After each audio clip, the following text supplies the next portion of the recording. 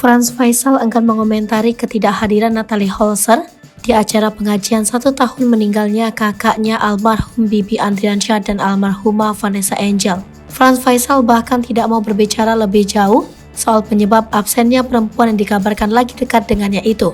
Namun Franz Faisal menegaskan bahwa ketidakhadiran Natalie Holzer bukan disebabkan hubungan mereka yang renggang akibat keberadaan mantan kekasih sang artis.